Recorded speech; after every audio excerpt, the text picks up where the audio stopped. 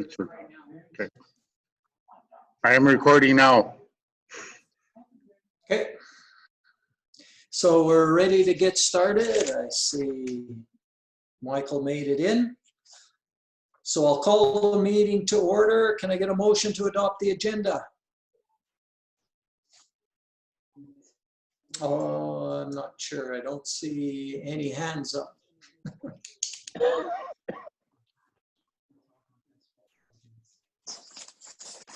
Oh, I see Debbie put her hand up. Oh, and then there's Michael with a hand up too. Okay, now I see him. Go ahead, Debbie. I'll make a motion to adopt the agenda as presented.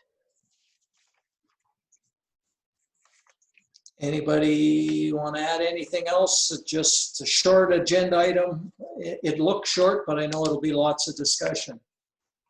Pandemic relief. All right. Seeing no other additions, all of those in favor?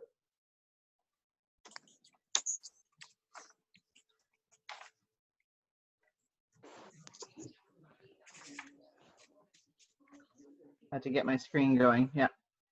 Yeah. And Judy's look. She's still. Brian, I can't vote or nothing here. Oh. No. I'll send Nancy in. Okay. Do you remember how to click on that participants button at the bottom of the screen? If you go to the bottom and click on participants. Okay, got it. There you go. Okay, that motion passes. It started at 7:06 and ended at 7:08, that motion. Just kidding. Good. All right. Do we have a motion to get this started?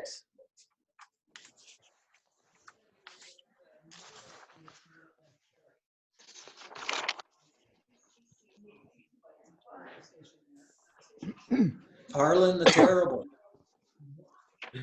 The council hold an open discussion on the pandemic and how it is affecting businesses and residents. All right. Be enough to get us going. That's what we're going to do. So I guess we can probably start. And I know, I'm not sure exactly how to have this discussion to get it started, but perhaps we start with just a discussion on what we would like to see to help the residents. I know we had at the budget meeting talked about setting aside an amount of $750 or $1 million and giving it out to businesses. That was, I think, where we were at. So we'll just see if people want to discuss that as a starting point. Councillor Rose.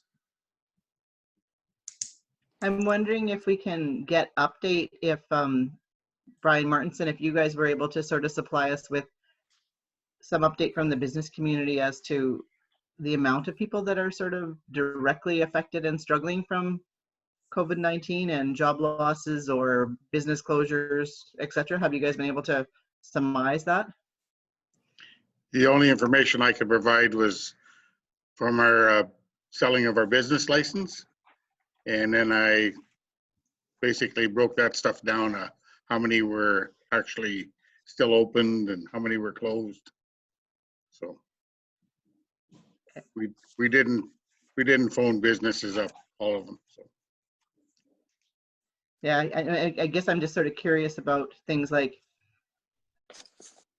and it's very hard to determine. So I was, just curious whether we got any feedback, but even educationally, I've heard rumors that there's more layoffs. I don't know for sure who all was impacted, but I know some EAs were impacted and support staff were impacted. I'm just curious the level of the impact. Like, I didn't realize until I was talking with Mayor Panasic and Councillor Courtley about the impact of West Fraser. Well, probably I could have talked to you, Donna, too, that there was actually a whole shift that they had laid off and then called back only because of government relief. And I've talked to people about, Tolko and the fact that they're actually, the fellow that was renting our cabin at the lake said that Tolko is down to very few contracts that and this is all just talk, but that they don't have anybody buying their product. They're making their product, but they don't have anybody to sell it to. So anyway, I'm just curious, like the fallout and how far it is, and if we have any idea how far it is, because we're questioning how much relief and who needs the relief, but we don't know for sure. Councillor Gilroy, you had your hand up? Just two quick things. I was doing a survey of the downtown businesses as recent as this afternoon and talked to a number of them using some of the information that the mayor sent from the Canadian Independent Federation of Business, asking what they thought of that. And a good portion of them, basically, they were just saying they just want some flexibility. They would like to have it deferred. They'd like to have the flexibility of, if they want to make balloon payments, that will affect some of their doing as well. But basically, no one was asking specifically for any funding, but there were some worried about the citizens, that not the businesses, but the citizens. So that was the other part. My whole concern is that I don't mind with deferrals.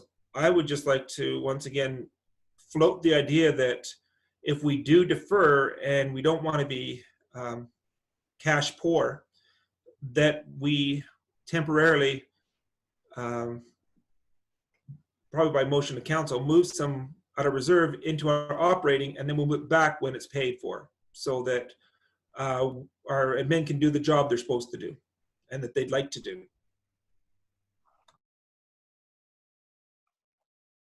You're muted, Brian.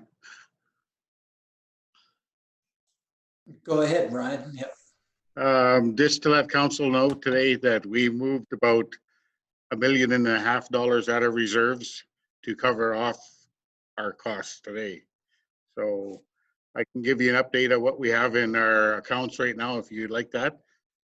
And like I said before, I don't want to put the town in that situation where we're financially strapped. So right now we have a total in grant funds, our operating account, and reserves of $4.6 million. How much is that's the water plant?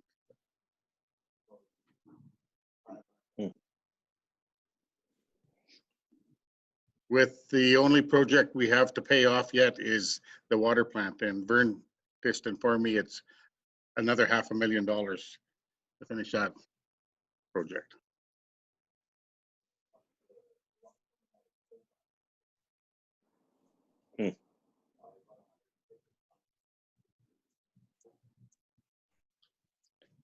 What are your thoughts, Mr. Courtley?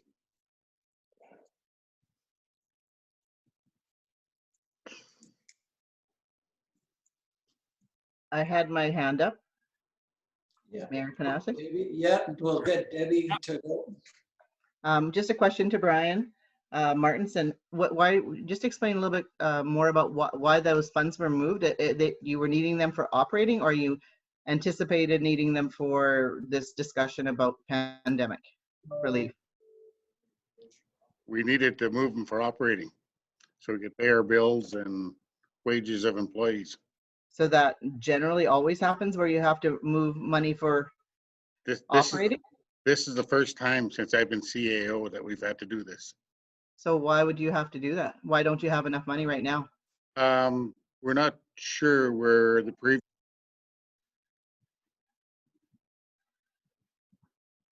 Can't hear you. Yeah, so we're actually been paying off contracts out of the operating. So I'm kind of we confused. haven't. we haven't really narrowed down yet whether the MSI funding that was coming in, whether she put it in operating or if it went to the grant fund or reserves or where she'd put it. So that's what Dave's looking at now. So you're referring to our old treasurer and you're not sure where the funds are? We're not sure where they were deposited at. We'd received the MSI in that, but we believe that they went into the operating account. Now, were you talking about MSI operating or MSI capital? Because we get Capital. both. The Capital. capital. Yeah. Oh. So the capital dollars used to go into the operating fund, and then the Yeah, I can't, capital projects were paid for out of that? I can't answer you because it's just what I'm assuming happened, but Dave's digging into that right now. So where's the MSI capital dollars, which I believe is around $500,000? Where did that go? Or have we received it? We haven't received the 2020s yet. And 2019's I'm hoping is in under the grant funds account.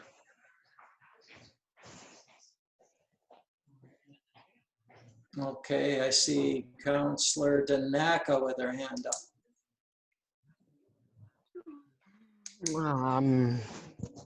So do we know how much that we're getting or not getting from the county? None. Yet? Zero. Right. Do we know how much they are giving to the library? I haven't seen their approved budget yet. Okay. I would imagine what they matched with us. I haven't heard anything different as of yet.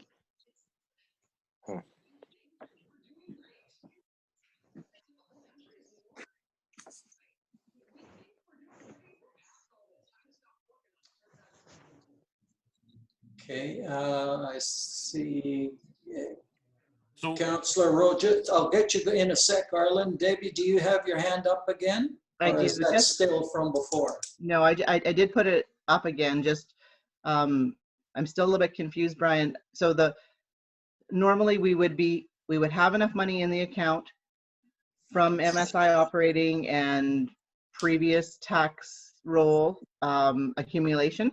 And this year, for some reason, we don't. We're missing over $1 million. I wouldn't say we're missing it, but Okay, sorry. I it's didn't in really mean different, missing, but it's in yeah, you different accounts. Okay. Okay, we got Councillor Gilroy with a formal hand up. I'd rather have Councillor Courtly first since he was before me, and then I'll go after him if that's all right. no, go ahead, Brian. I'm still trying to. Just kind of curious, could part of that problem we have with that we had to move over some money, could that partly be because of the lost revenue or deferred utilities revenue? No, No, because usually that money would be coming right into the bank normally, and that would be part of our operating. there's flow. little deferred. Okay. Not going to make enough difference. How many people are actually deferring utilities, Brian? I don't know that number off the top of my head. Like, is it more than 5, more than 20, roughly, Probably more than 5. and less than 20? Yes, it's not a significant number to alter the budget or the amount that's in there in the funds.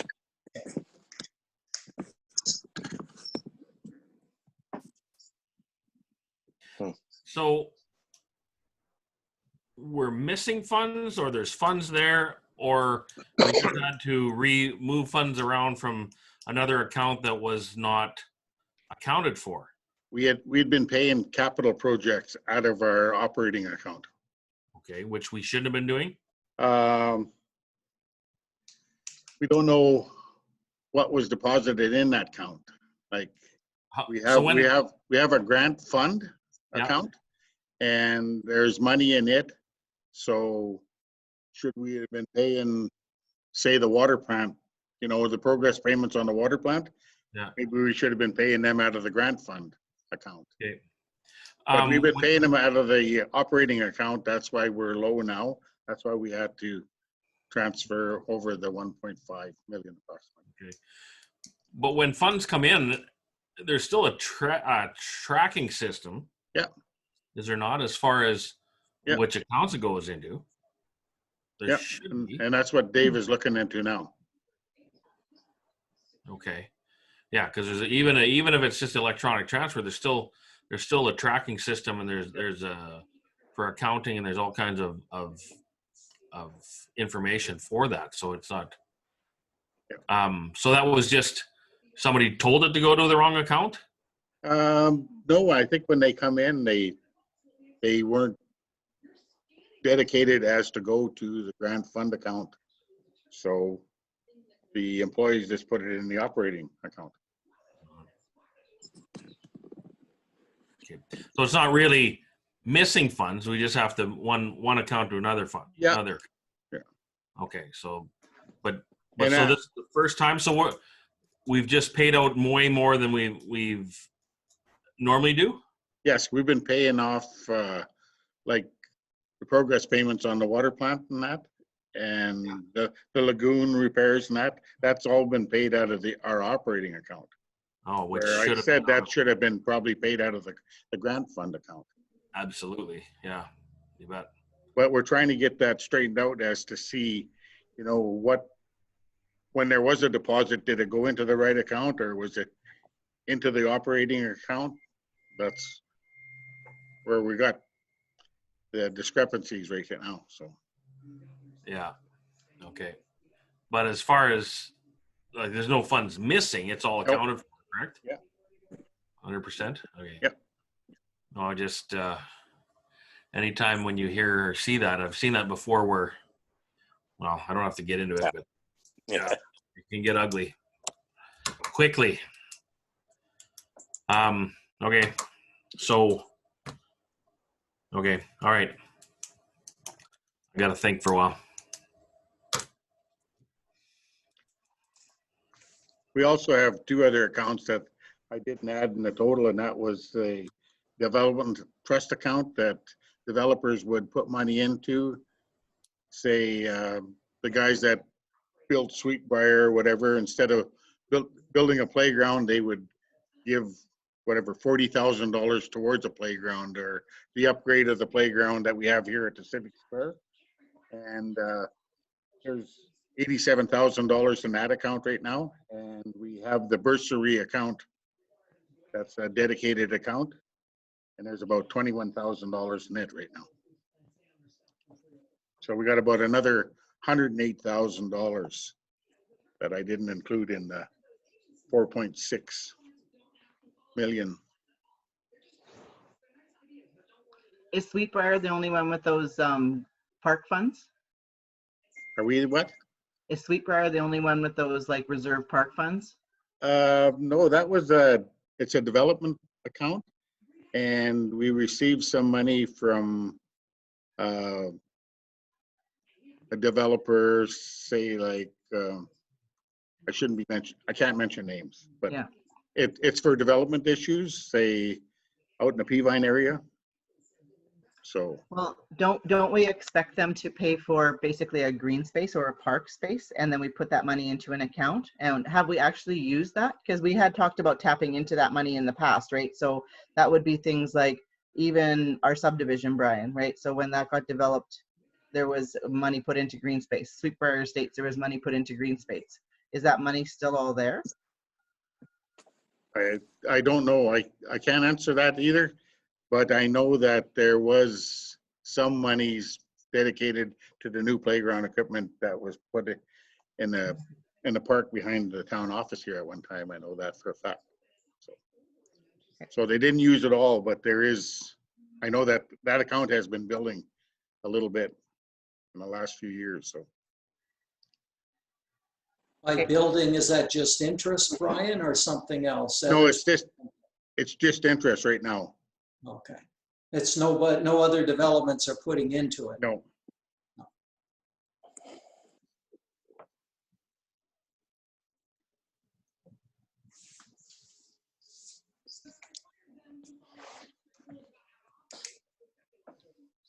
Okay. I'm just going to throw my thoughts on this idea. Is I'm a little concerned that if we give out money, just eliminate some of the taxes. I know businesses are suffering and residents are suffering, but I also know that this is going to be a long-term pain. It's not going to be over, in the next month or two. This is going to be going on for probably, another year or at least another 8 months, where there's going to be some kind of social distancing. People might not be getting out as much. Who knows for sure when things like our pool is going to reopen and things like that. Like, there's still a lot of unknowns as we move forward. One of the things that we do know is that the town is going to have capital projects that they need to build on and build with. We know that, and I'm very worried that without money coming from, we've been very fortunate to have some funds coming from the county, but we know with the price of oil in the toilet right now, they're not getting any money in. They are strapped for dollars. I don't know how much less, but they were, last I had heard, was over $6 million they were expecting not to be collecting. Maybe that won't happen, but with the price of oil, and I wouldn't be surprised if it is in that neighborhood. So I don't know if we can count on any grant funds coming from them in the next while. So we're going to have to be responsible for our capital projects. We know that we're getting about $500,000 a year in MSI for capital projects. So that's a good help. But we also know that we need to be, in a given year, spending approximately $2 million in a given year, sort of to keep up with depreciation. So that means that in some way, shape, or form, ideally, we should be coming up with $1.5 million of capital to go with the MSI grant to have $2 million worth of capital per year. This year, and last year, the ask was for more than $2 million. So, how much more do we need to operate? But I don't know. But let's just say it's $2 million per year in capital. That's roughly what our depreciation is. That's roughly what our treasurer says that we should be matching as our that amount of money. So we have to come up with $1.5 million. So that means at the current budget that we've got in place, we're putting aside, how much was going into reserves this year, Brian? I haven't got it in front of me, but it was about 300,000, I think. Yeah. So, we're $1.2 million short based on the current budget. And that's going to eat up our capital within a couple of years. We'll have no reserves within 2 to 3 years, depending on what we put through in our capital projects. But we know we are going to have some capital projects that we need to run. So I don't know. I'm just a little leery about handing out more money to the residents or to the businesses or residents at this point, because we do need to keep those services going. So that's where I'm coming from. Just thought I would get it out there. Councillor Daneka. Okay, so we're definitely going to be seeing a shortfall and of some amount of money. We're not sure, because people will defer on their taxes and pay them in September without any penalties, et cetera, et cetera, et cetera. Can we? I mean, I know we've approved the budget as is. Is there any way we can make adjustments to what we're giving to specific groups? Like, I mean, the rec board, the pool is going to be closed indefinitely. Why are we still giving them $664,000 to run the pool when it's going to be closed? Same with the library. We're giving them whatever, 203,000 or whatever it is. They're going to be closed. The potential is for them to open in stage 2, but we don't know when stage 2 is. The museum is allowed to open now, and I think we gave them 93,000. So is there any way that we can adjust those numbers that we're giving them to keep some money sort of in our hands as opposed to theirs, because they're really not open? And my other question, and what did we do? Have we given the county that 15,000 for the visitor information? Has that gone over to them for their kiosk, website, whatever they're doing for tourism? But it will be. Actually, I sent an email over there earlier this week, actually yesterday, and Jessica Martinson is looking into that. Okay. She never got back to me on Okay. where they're at with it. Plus the other thing, we have $30,000 in grant funding, which I don't see being given out because no events are happening. They're all canceled. So, keep that. So is there a way that we can do that, even though the museum and the library are probably already notified saying, oh yeah, you got what you asked for? How do we take a percentage back, either 15% or 20% or whatever, and then they'll just have to work within their budget?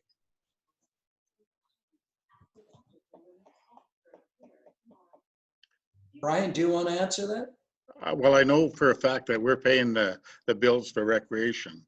So if they don't go over, then it's a savings both on the county and the town. And my thoughts is that any money that we save on the library, the museum, and recreation, all that money would just go back into our reserves. So maybe instead of 300,000, we got 450,000 in reserves. So it's not like it's going to waste and they're spending it and they get to keep it if they're not. True, but as we all know, most of the costs that they've asked for the library, the museum, and the rec was mostly wages. Am I not correct? Lots of it is, yeah. Most of it is. So, I mean, right now, regarding the rec board, are they almost done their maintenance?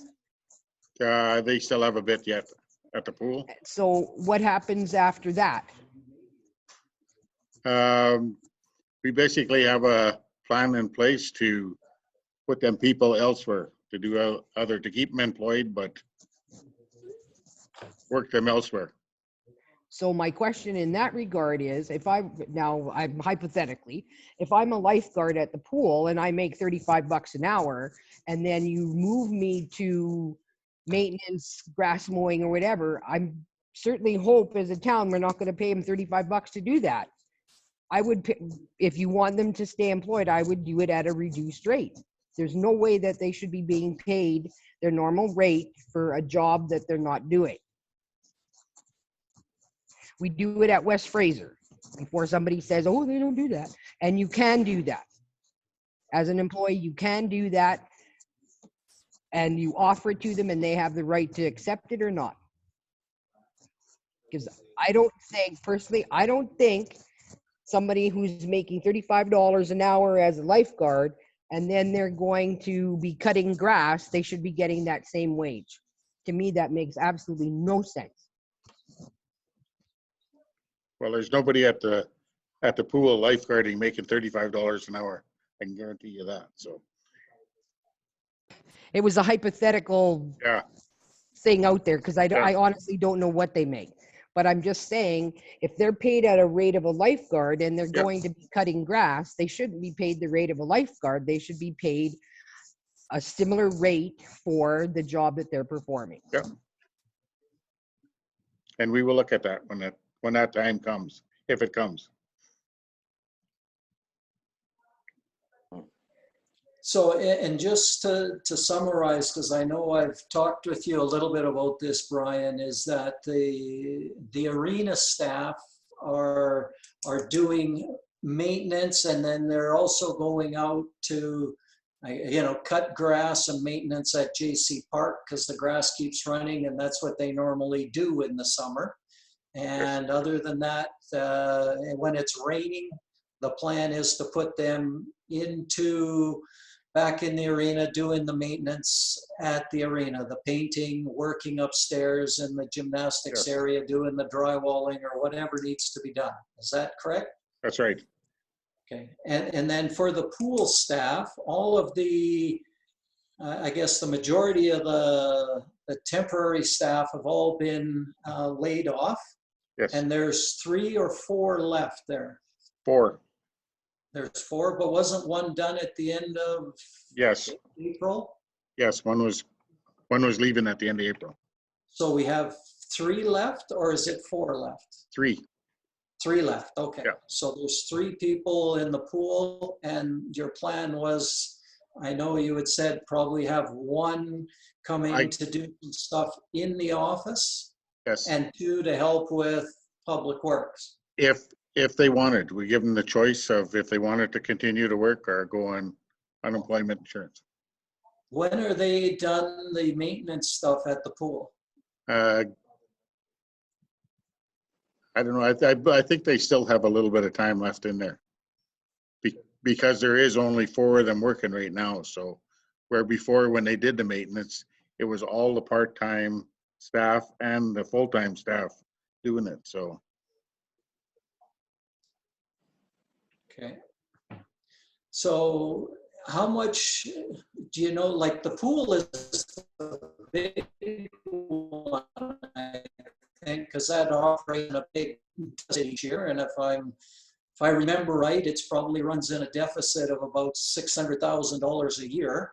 What savings are we having from not running that pool? I mean, if we only got 3 people in there, we're getting paid a wage, that's not going to add up to the 600,000, but we still have probably a little bit of cost, probably not much right now because it doesn't take much to heat it. We don't have to heat the water, we don't have to add chemicals to the water, any of that stuff. She said when I talked to the pool manager, she said she probably had a savings already of about $24,000 since the time that they've been closed. And most of that is on, like you said, on wages and chemicals. And so each month that it's closed, we can expect to save another $20,000, or it should probably be a little bit more, I would think. Yeah, we've been into this now for what, 2 months? Yeah. The pandemic. So if you look at $12,000 to $15,000 savings a month. But that doesn't seem to add up. And if it's $15,000 a month and the deficit for the pool is $600,000, you multiply $15,000 $8,000 a month times 10 months, that's $150,000. And we know we're $600,000 in the hole for running the pool. And I know it's not a straight line in terms of how much cash is coming in and how much is going out, but it doesn't seem to add up that way. Yeah, well, the heating could be lots in itself, for the building and the pool. Yeah. And keeping the water warm is certainly a cost. Not as much in the summer, but still a cost. Yeah, be more in the winter for sure. So I guess, Don, I'll go into your comment and just my thoughts is, yes, I agree with you. There's some savings, and I know, Councillor Stenhouse has mentioned this before. There are areas in our budget where the budget, we're going to save some money because of the pandemic. There's less money being spent, and that money that we're saving or not spending would go into our reserve account at the end of the year. And what's that total going to be? At this point, we don't really know. But, instead of putting 300,000 into reserves, maybe it's 400, maybe it's 500,000. So we can save some money there. But the other part of your question is, how do we deal with the library? Did you have a meeting with them and talk about reducing the funding, and how did that come across with them? We had a virtual meeting, but I was unable to attend because I was the only person at the office at the time. So I was looking after the phones and shipping at the same time, so I couldn't participate. Basically, they're the 3 full-time staff that they have are basically completing tasks that they haven't had a chance to do, which is inventory, cleaning up the back area, etc., and whatever tasks PCLS has given them in regards to the library that they haven't completed in the past because there's just no time, because they're always open. The other thing was that we'll have another meeting in the end of June, and we'll relook at this again. But right now they are there, they're doing work, etc. Like I said before, basically the potential is there for them to open in stage 2, but nobody knows exactly when that will be. Depends on how this original, and then after May 14th, when some of the other businesses open, hairdressers, etc., then they'll, whatever metrics they have to whatever metrics the government has to measure if it's a success before they move into stage 2. But again, what I'm looking at, or what I'm listening and hearing, is that we're going to end up with a shortfall. And my question is, with that shortfall, we're giving money to groups that are closed.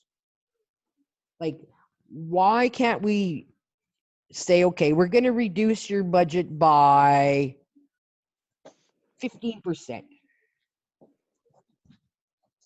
and then let them work out how they're going to implement that with the library, the museum.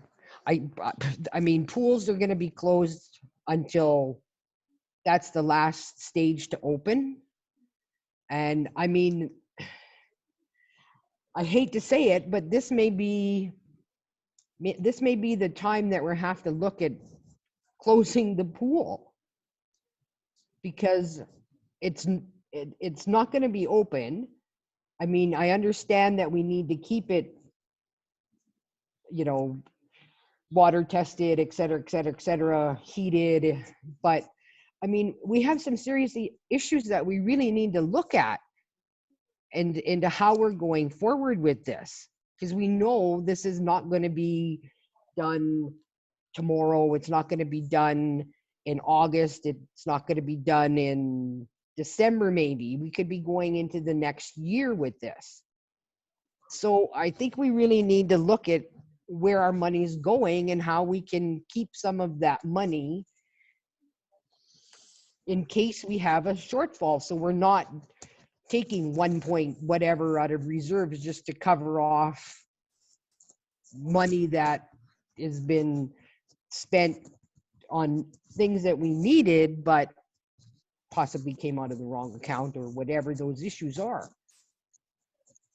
So I'm just thinking, I think we seriously need to look at where we're giving our money to.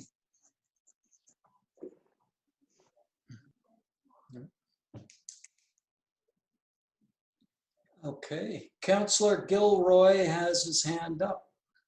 Thank you. When it comes to the library, well, I think we need to remember that whether they're open or closed, we get rent from them, we get utilities from them. So if we are to renegotiate with the library, I think it would strictly be on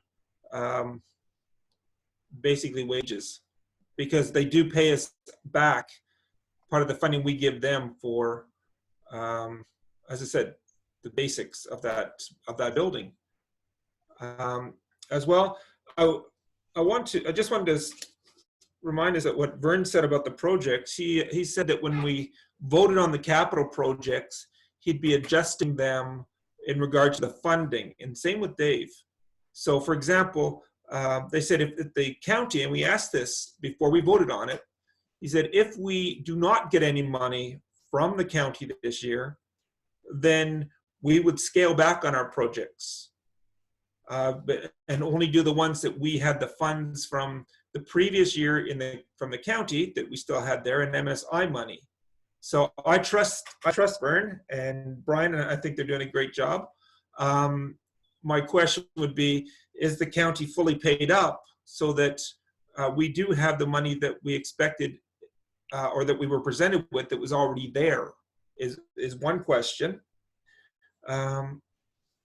When it comes to, as I said, talking to a lot of the businesses today, they said they were going to pay their taxes on time. But they just wanted us to be aware that some of the businesses that may not be open right now, they may need to have that cushion, and in the sense of being able to do what we have here on the list, because you gave an excellent list here of the mill rate and due date and penalties and penalty percentage. You have these things. So I think we need to look at these when we're going to look at discussion. And lastly, knowing that Edmonton's opening up their golf course next week on the 14th, are we considering that as well? Since that would give us at least one, other than walking trails, one major recreation option for the people. I can answer the golf course question because I actually was talking to them today, that they're looking up at the golf courses can actually open up now, but they're not ready. They're not just prepared, but they are looking at opening next week on the 11th.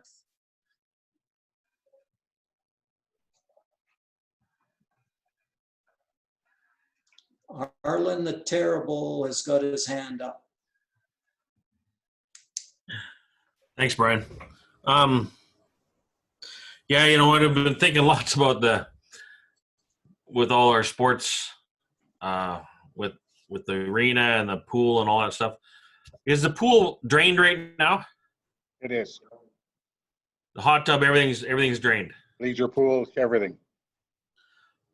How much energy does it take to just keep the building on, or do we have to have water running through the filters and stuff while it's shut down?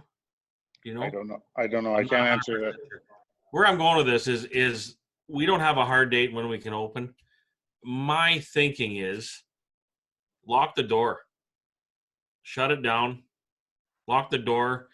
give everybody layoffs, let them get on EI, say when it's open, come back.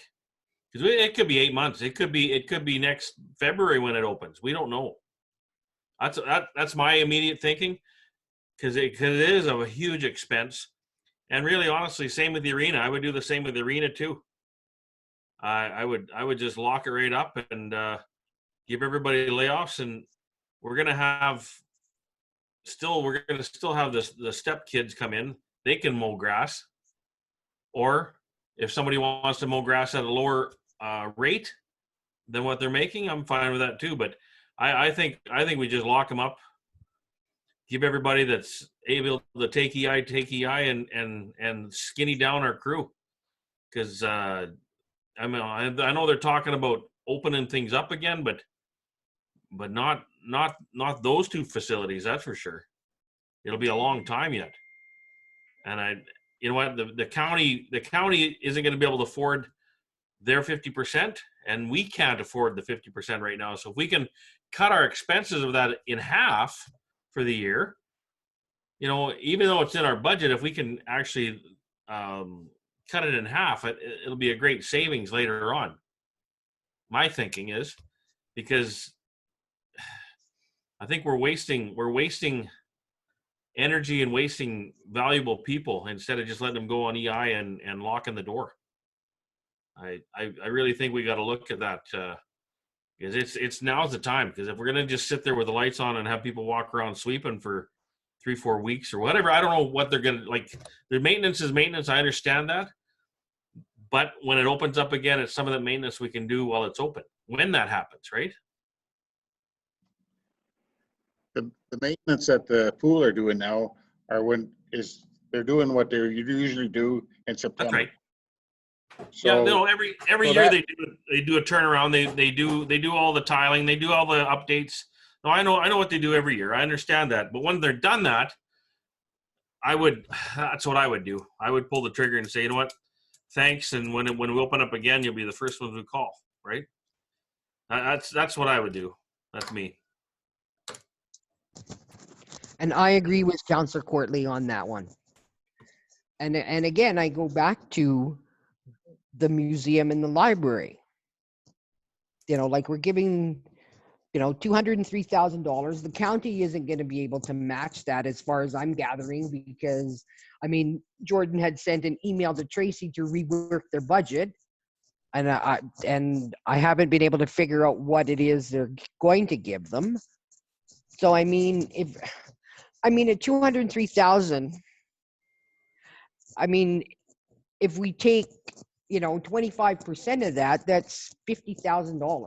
They can rework how they're going to open the library when it opens, with their programming, staffing, and everything like that. And same with the museum. Like we can, decrease their budget by X amount of dollars. But everything is a cost to us. And I really do firmly believe in exactly what Councillor Courtly has said with the pool.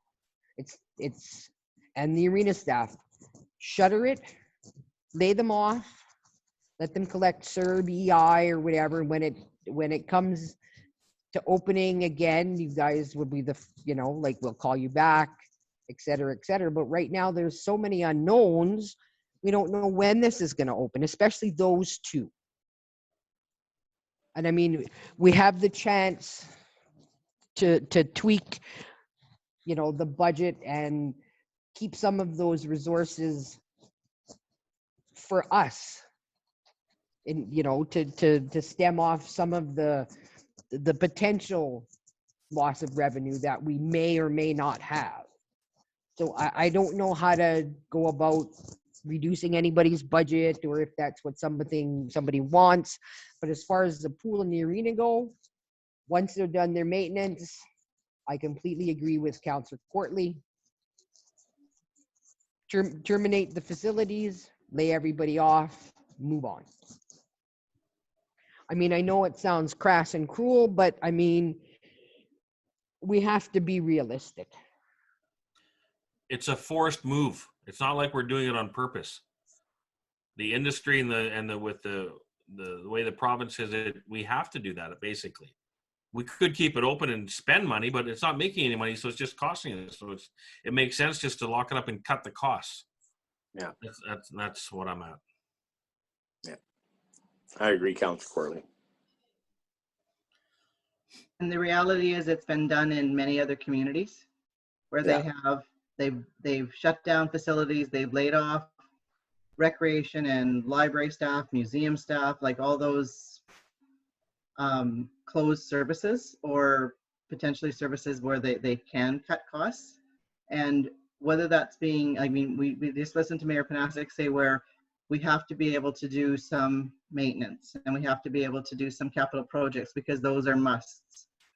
So we're going to have to do those on the back of basically the taxpayer, where we're saying here, we're not going to be able, like I'm sort of hearing, we're not going to be able to give a tax break, or it's difficult to give a tax break. There are people that are going to have to go take a loan to pay their taxes or dip into savings if they have it to pay taxes, because there are people with job losses, there's businesses that have been shut down. So we do have to think, can we justify keeping all of these facilities open and paying all this staff when we don't necessarily really need them? Now I get it. It's a difficult situation where you don't want to have to rehire staff and put people in really difficult situations. And maybe there is a way to work out with some staff and to keep some of your staff employed. And I think you guys have done a good job already. I think you've cut back quite a bit. I think if we're down to, it looks like we're down to a skeleton crew already. But if we can't make a move for the taxpayer because we're so tight, we may have to really take into consideration what Councillor Danaka and Councillor Courtley are saying. Yeah. Councillor Gilroy.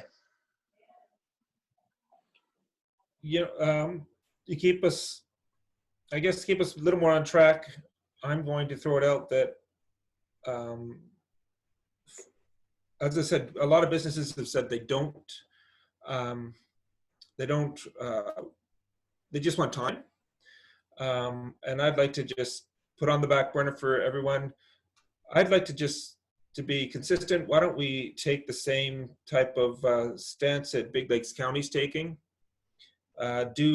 Ours is due September 30th, penalties as of October 1st. If you want 7.5, which is lower than we had, January 14.5. And if people want to pay balloon payments ahead of time, they can talk to our awesome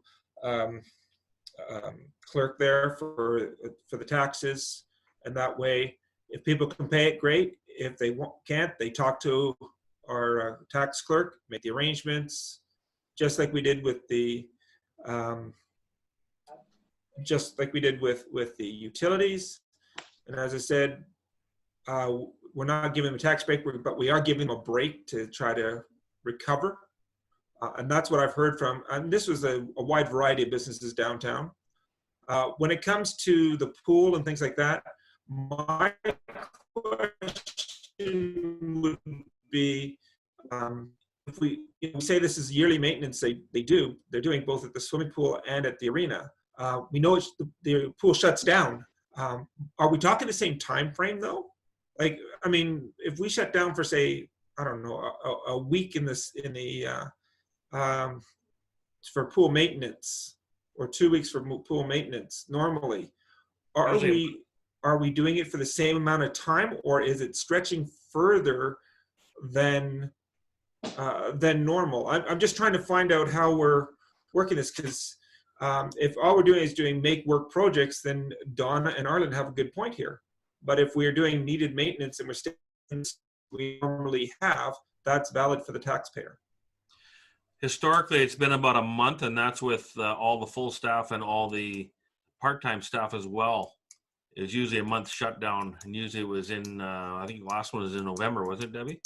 September. September, or yeah, usually. Yeah, usually, and it's usually for about a month, and they give her, like, it's a big job because it's grouting. It's all kinds of things with the pool. It's pool maintenance, all the tile and everything inside the pool, the interior. It's a big job, but if they don't have the manpower, it takes quite a bit longer. So depending on how much grouting they're doing. What's the program, Brian? Are they grouting right now or what? They are. Yeah. Yeah. It's a big job. Yeah.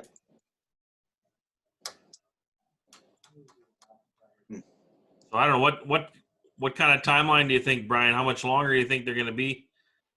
I would say a couple more weeks, I would think. Yeah.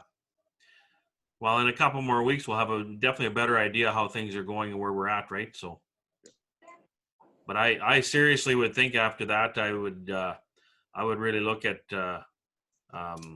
especially because we won't be able to open it till what they call the second phase.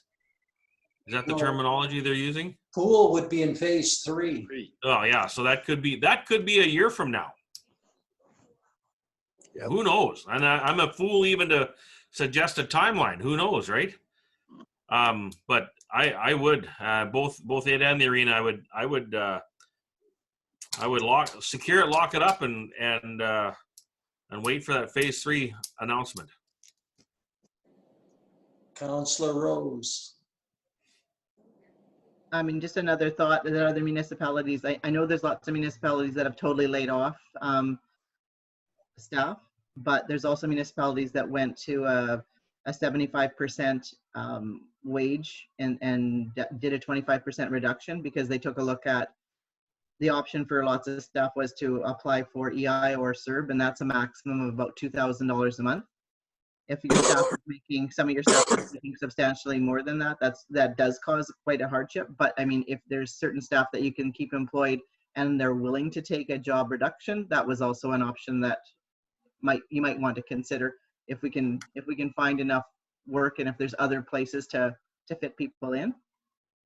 That it may not have to be a layoff, but maybe it can be a reduction in. That's a tough line, Deb, to do Yeah, that. I know it's hard to have good people leave, but on the other hand, sometimes it's better to just cut the cord, right? In my mind, it just no time's a good time to lay people off, but on the other hand, it gives people the opportunity to maybe go on EI, get the CERB, get the other things that are available, and if we can wrangle a 1 month or 2 month tax break for our residents and businesses, and it'll help them as well if they're on EI.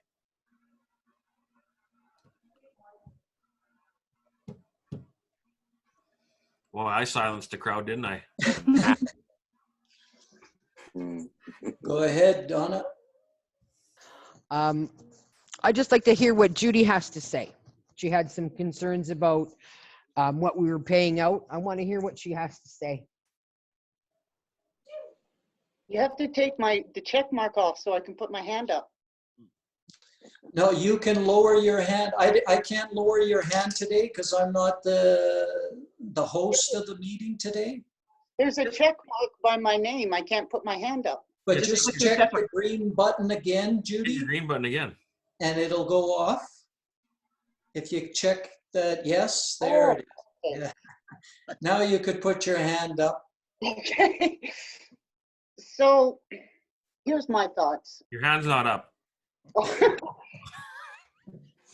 It's really hard to make the right decision, but I'm still struggling with a reserve is actually a savings account. And we're still looking at putting savings away. We can't put savings away this year. Nobody's putting savings away this year. That's what I'm struggling with. I agree with Donna and Arlen that, we gotta make some serious cuts. But again, I'm still struggling that, well, if we don't cut it from the budget and we don't spend it, we can put it in reserve, which is our savings. But this isn't the year to put money away in a savings. So let's just cut where we have to right now. And next year we'll put into our reserves. That's my thoughts. Judy, I can answer your question about savings. Yes, it is a savings account. Yeah, but that savings account is used for our capital projects because in any given year, we can never put enough money away to run some of these capital projects. like just to do one block of roads and water line is, what is it, 1.2 million, I think it was, or 1.4. At least, That's something that we don't have enough money for in a year, so we have to build up that fund. As it currently stands, the capital ask from administration is just under $4 million. And those are all projects that are needed. Some, I mean, they're not dire. Some of them aren't dire, but they are all ones that are probably needed, and we can cut those back. But if we cut them back, it's a project that's just going to be pushed back to next year, and we're going to have to do it probably next year if it's not this year. So we can't, it's like having a roof on your house that's really worn out. It might not be leaking this year, but you know it's going to be leaking soon, so you got to change it at some point in time. That's what a lot of these capital projects are for. If we don't fix that street where we had that 4 leaks last year in the middle at 40 below, we're going to be paying our staff to go out at 40 below and repair that water line at that time. So we need to pay for some of those projects this year. We're not getting the money from the county.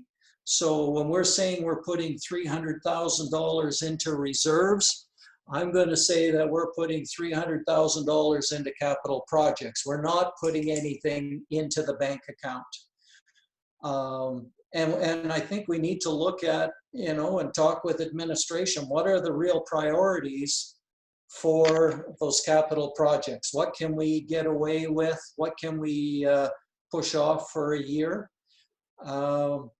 But we're going to have to take money and work on some of those capital projects, because we know, I think that sewer or the lagoon has to get done. And we know that, in my opinion, that that one street with all the water leaks needs to get done.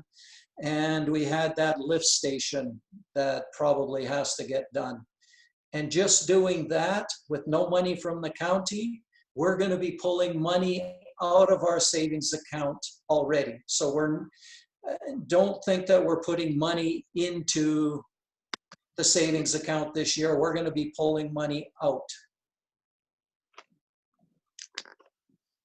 That's, yeah, and I don't know how much. That's the question that we have to decide, is what capital projects do we want to run?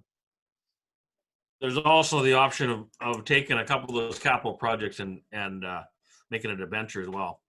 We can put it out to, you know, we can take a little loan and do it that way. Maybe this is the year that we do that with a couple of those projects. Maybe not so much that, but even the vac truck that's scheduled on the budget, you know, that's something maybe we can look at, either putting it off for one more year, or a debenture, or, you know, up the maintenance expense on that to make sure it's right for another year.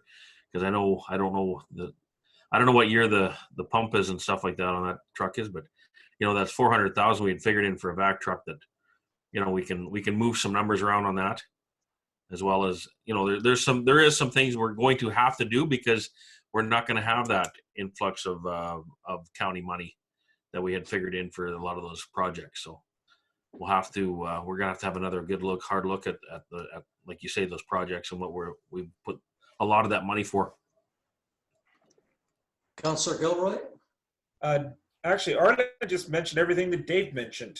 When we were first talking about this, Dave said we had the flexibility under the loan system, because we do have money coming off, and that's why they put the fire truck in there. And when we originally talked about it, he did suggest that maybe this is a time to take out the potential loans there to cover some of our capital projects. But he did suggest at the same time we shouldn't do it just to free up money for tax rebates.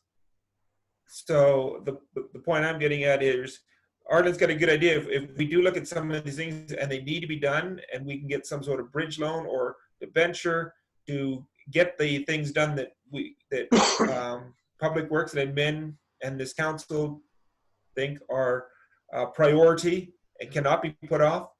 I think we need to look into it. He said that they're at record lows for what they Interest. would charge us for interest.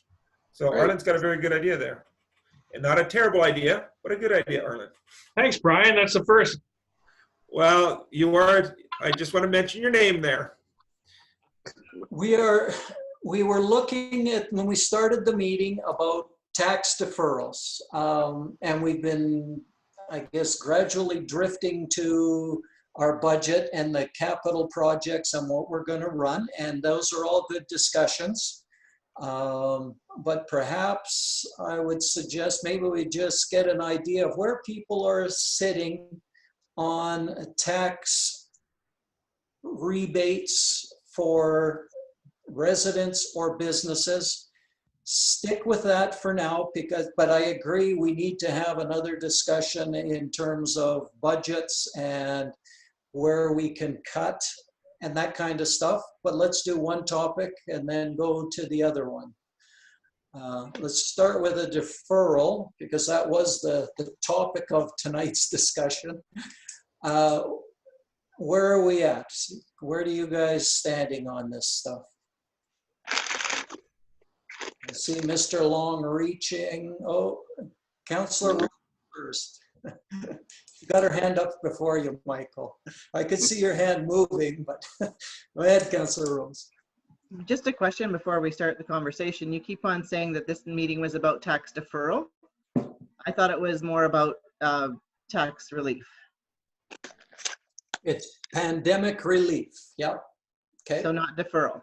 Because quite Oh, no, honestly, not deferral. Sorry. so It was a you grant. referenced deferral a couple times. So that's not, yeah, because I think if we're talking about deferral, and I think that's the same thing with the utilities. I think that's why it's not being widely used. The reality is if people have got to figure out how to pay it, they're going to figure out, even if it's painful now, they're going to get it paid because it has to be paid. So whether that's loans or taking, credit card loans, whatever they need to do, they're going to do it if it's not relief.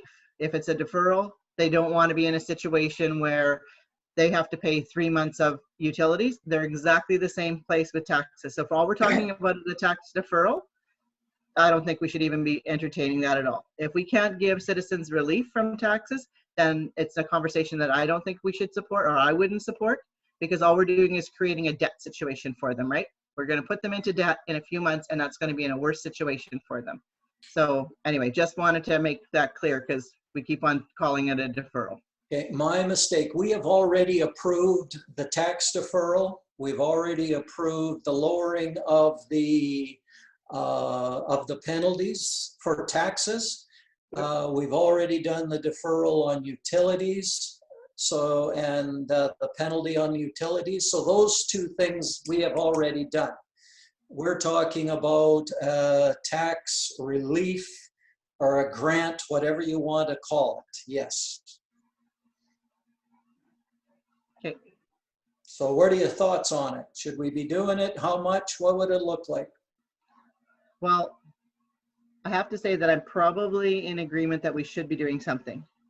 I don't know for sure, and I was hoping that we would have got some feedback more than just Councillor Gilroy's had the opportunity to maybe talk to a few business people.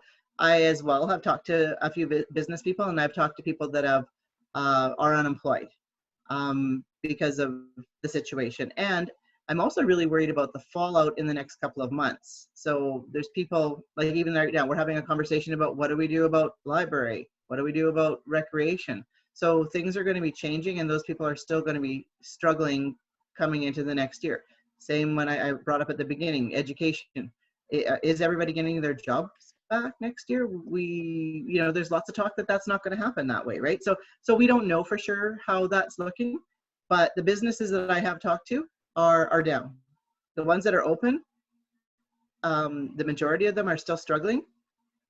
Their sales are down, their staff situations are down, and they're put in odd situations too, where they're forced into 14-day quarantines, and they're having to pay this extra sick times, and they're putting up extra precautions, and they're losing staff, and they're running extra hours. Like even IGA is running extra hours, or running a staff at night to clean, that where they normally didn't have staff, they didn't have to shut down their store just to clean it. So everybody's got a unique situation.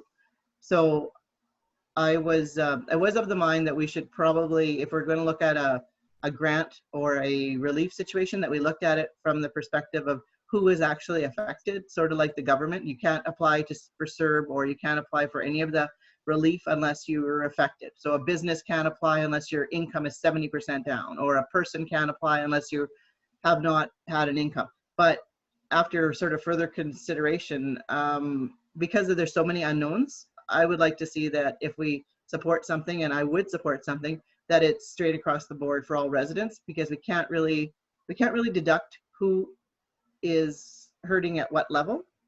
But I know if we just work on a deferral, you know, I know a lot of people that I did speak to said, you know what, we'll bend over backwards to take a line of credit on our house, or take a credit card loan, or they'll do whatever they can to pay their utilities and taxes and not go into debt. But if there's relief, they'll certainly appreciate and take that relief. And that might help them through a period of really difficult times. Okay, Councillor Courtly. Yeah, my ideas have changed a little bit, only because with the news of the Big Lakes funds not coming through, it is going to put us in a bit tighter time. But with that in mind, if we can stop the expenses, like we're saying with the recreation, meaning the pool and the arena, if those are shut down for the next 6 months to a year, our expenses are going to be quite a bit less on those. So in theory, that, you know, rough figuring, it won't balance, but it's close, right? But it's still not the end answer. So I guess where we're going with that is, at the end of the day, I still think us as a community, us as council for this town,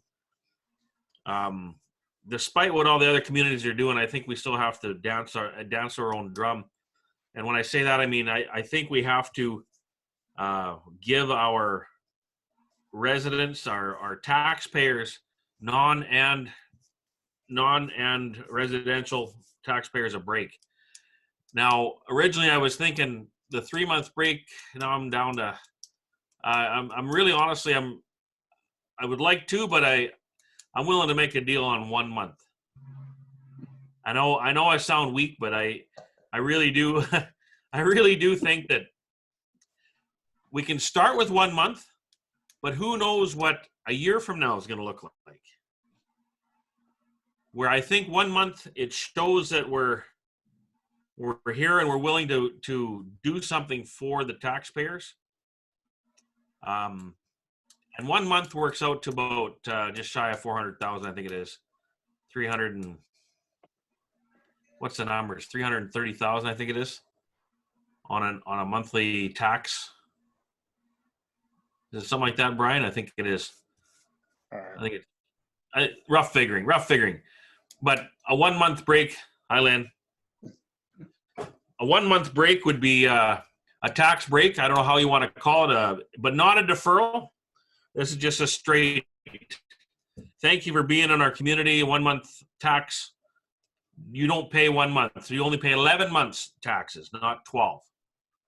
You know what I mean? How you figure that, how you do that. And like I say, you do that for every taxpayer, residential or non-residential taxpayer. Because what you do for one, you do for the other, and it has to be fair for the whole community. Whether a business is closed up, they're going to appreciate it, or whether a business is working and busier than they normally are, they will appreciate it, because they're going through hard times too. And those businesses that are doing really well are the same businesses that are going to turn around and pump money back into our community with all kinds of sponsorship and other things going on. And I'm all for giving them a break as well. And it should be fair. And that's where I'm at. I'm at a solid 1 month. Thank you for being part of our community. Okay, others? Can I just chime in real quick with just another thing that I learned about what was going on with the business community? It's just that there's a lot of businesses that are owned by buildings that are owned by other owners than are the business owners. A lot of business owners that are paying rent. Mhm. And I've learned that there's a lot of business owners that are making great deals and really helping out the business community tremendously. So there's a lot of landlords that aren't receiving any rent or have agreed to receive very little. And I kind of feel like their generosity is so deserving of a little break that we can offer them, because they're keeping businesses alive. There's businesses that I know that would have said they had to shut their doors, but the generosity of their landlord is why they're going to be able to remain businesses in our community going forward. Debbie, just with that, I know that there's lots of federal government programs, and there is one for commercial rent subsidy. It sucks. It's terrible. Oh, you know, when you look at it on paper, Yeah. the Canada Commercial Rent Subsidence Program, I mean that it's eligible for 75% of your rent, and it's the government will pay some of it, but the landlord and the renter have to agree to it. But you're saying it sucks. It sounds like a great program. Why does it suck?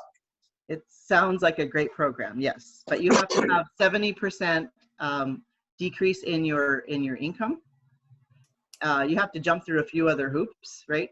And there's lots of landlords that would rather give you the break personally themselves than have to jump through the hoops and deal with the government and follow some of the terms of this agreement. Like it does sound, it sounds like it's good, but when you really take a look, it's pre-expenses. You have to be down 70%. Anyway, people took a look at it, and there's lots of businesses that are down 40, they're down 60, they're down 69%. And they still don't qualify because they're not down over 70% income. Okay. And then the ones that are totally closed probably would qualify, but still those owners are saying it's not worth their grief. They've dealt with the government in the past. They're afraid that anything that they do with the government's just going to trigger a great big old audit in the end just to get a few dollars worth of savings. They'd rather just take it out of their own pocket and hand it over to their tenants and work a different arrangement. Yes, I'm actually surprised by the feedback that we got from that program when we asked around, because I thought, well, there's the answer, right? Like, let's just go to the government. But in the end, and including, I talked to a couple accountants, and they're telling people don't touch the program. So anyway, that's just their opinions. But the few landlords that are in the downtown area that I was able to sort of get some feedback on are being great and are being really helpful. But those aren't the taxpayers, right? The businesses that rent, they pay a business license, right? So they pay $50, but they don't pay any taxes. It's the owners of those buildings who we would be giving that tax break to. But I just wanted to share that I'm surprised at how kind and generous so many of them are being right now to the high prairie businesses.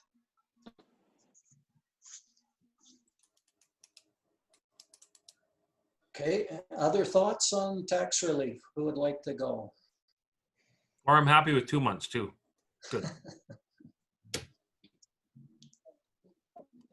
You're wishy-washy. Okay, there's Michael. He's ready to speak there. I'm very pleased with what I'm hearing. The compassion that I know we have, but we also have to remember that we are on a real tight budget. That's right. And as generous as we would like to be is not necessarily how generous we can be. And so a month, I think we could probably swindle that, but I also know their CAO and the people who run the town cringe when they hear that, because that's a lot of money that's going to be missing. But hopefully it's a pay it forward kind of thing where people will be able to do much better months down the road. I'm in favor for a month, but that's it. Well, Michael, if we do a month, at least it gives us an option later on down the road, 6 months or 8 months from now. If it's still bad, we still have maybe a little bit of a wiggle room, right? Yes. Yeah. Maybe. Councillor Stenhouse, what are your thoughts?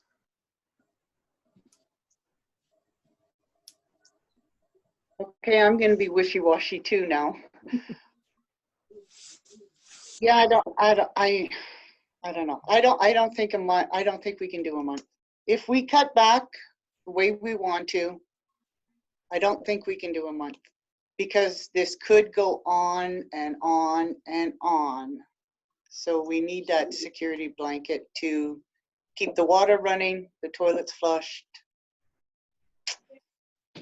I know I was the one all for the rebate and everything, but who knew it was going to drag on like this? I think if we cut expenses the best we can and really, really watch every penny, yeah, the month, I think we're going into dangerous territory with that.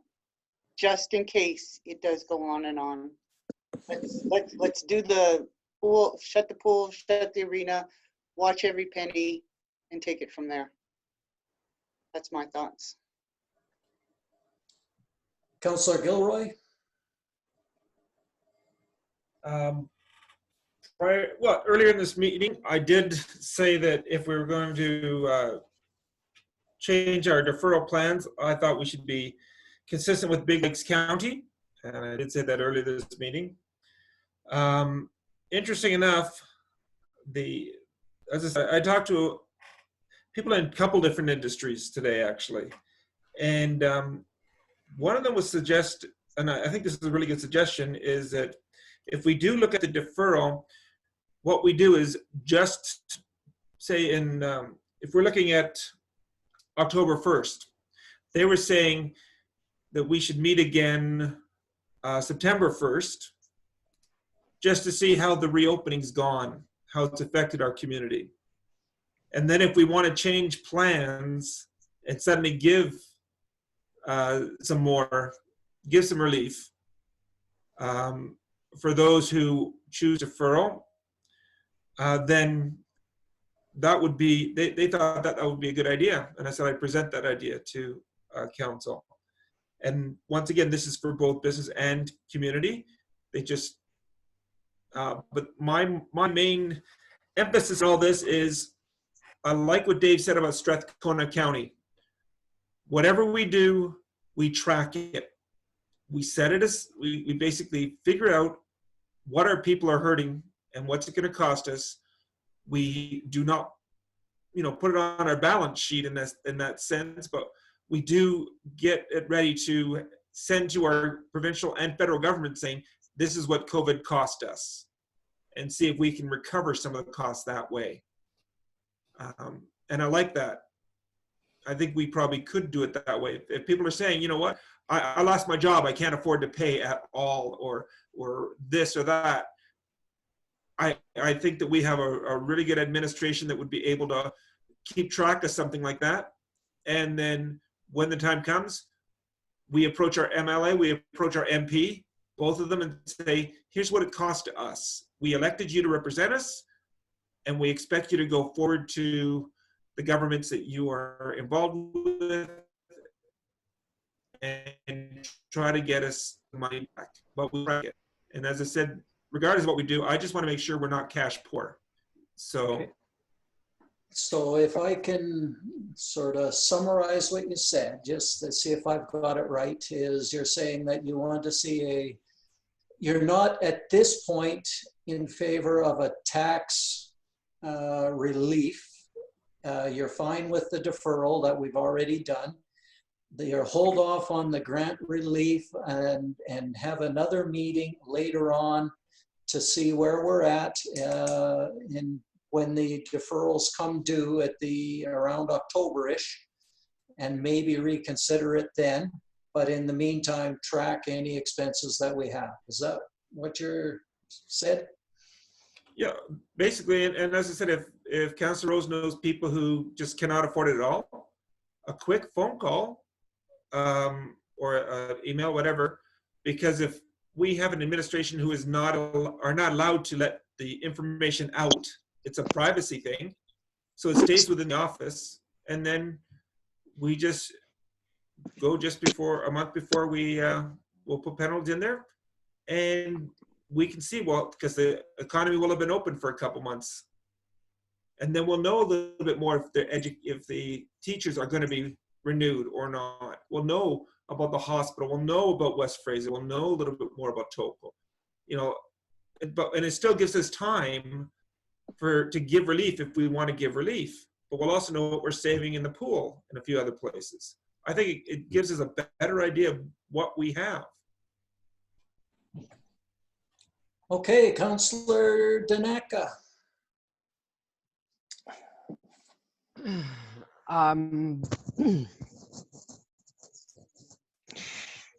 I would love to be able to give a 1 month tax relief to everybody, but at this point, there's so many unknowns.